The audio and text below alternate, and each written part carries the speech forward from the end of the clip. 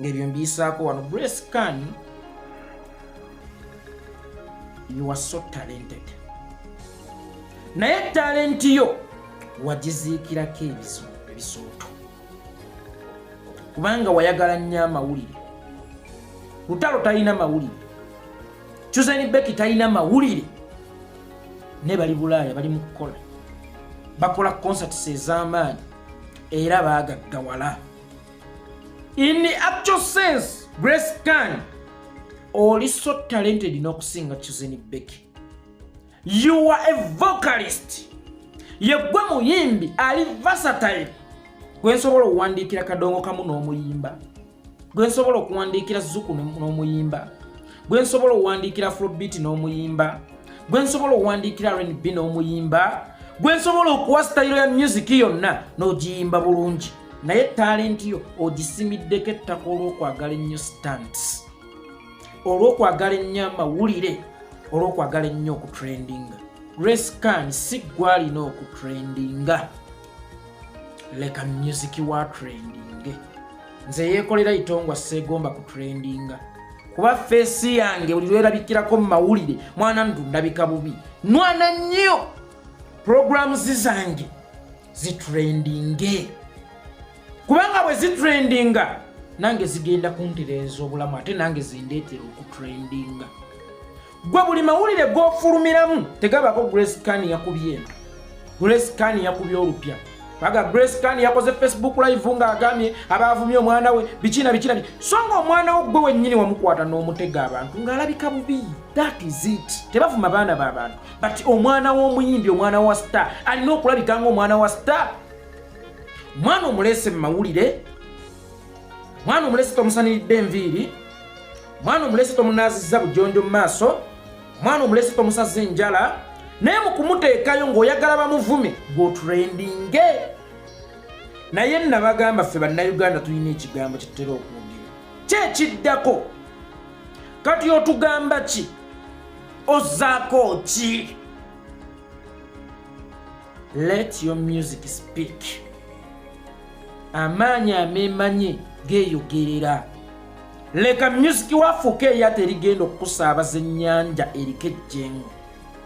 Music wasobola okufuuka eryato ng'ate era yenkasa erigenda okukuba ejjengo.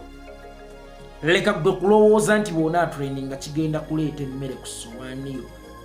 Bwe weebuuze lwaki osinga Bettina Namukasa okutrendinga ne lwaki akusinga okuba obulungi. Walabyeko Bettina mu mawulire munno bwe mwatandika. Wali omulabyeko mu mawulire.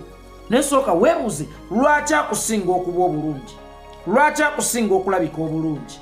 Yaleka music wa muvuge si mawulire kumuvuga. Oba amawulire waali galabikiddengako mu bulungi. Naye bwe buli ogalabikiramu mu ngeri ekyasinza obubi. Nkubuulira nga muzaddewo. Grace Can talent yo njirinamu omukono. Jjukira nnyo mwaka gwa 2014 ku talent search yali ku dance floor Nateete. Jjukira nnyo kye nakkolera okuyitawo. Nga nkulabyemu talent. Nga nkulabyemu omuzinzi. Nga nkulabyemu omwana agenda okuyimba. Naye obeera mu mawulire mbusimanya kati nziriŋŋanye ne Pulinsoma bikono nno bibiri ssebo biro ebibiriti ebibiri ebyagwa mu mazzi tebisobola kwejjamu muliro. Ebikono ebibiri mmwe temusobola kwejjamu hiiti. Nsimanya tuzzeemu ate kakati taata wa Pulinsoma agambye tawasa Grace era nga munoonya ku trendinga. Munoonya ki Grace yimba. Oli so talented, it's not too late. Nkubira nkuwandiikira oluyimba ate nga ngenda kuwa promotion. Nkubira nkuwandiikira oluyimba ndwe promotingire. Gwolabe tugezeeko okuddayo ku drawing board. Tuyimbe olabe wa gye tugenda okutuuka. Otherwise gwe ne bona trending otya o trending you are trending ninga toyina bookings.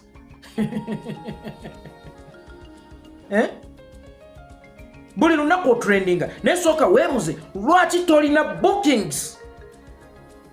Kitegeeza otrendinga mu ngeri gye batagula. Otrendinga nga balalu ba ku kyalo. Otrendinga nga batamiivu ba ku kyalo. Nti weewaawo baba n'amannya nye teri abateekako birowoozo balowooza era babaleka awo bawemulidde bwe bafukidde mu mpale ku kkubo oba we beeyambulidde. So gundi tatrendinga Chuzeni Becky, Evans tatrendinga, Lutalo tatrendinga, ne balina bookings. Omuyimbi olina kkeera ku makya nga weebuuza ani atunda luyimba oba nga weebuuza ekitabo kyange mwempandiikira ennyimba kiriwa, producer ky'omulungi aliko, video director ky'omulungi aliko gye nnakwatira video yange bwe ku TV ez'amaanyi MTV oba BET TV. Ne gwokeera ku makya nga tonnanaaba n'amaaso ne weebuuza woonaalabikirako mu mawulire, ne weebuuza stunt gy'ogenda kukola, ne weebuuza ky'ozzaako.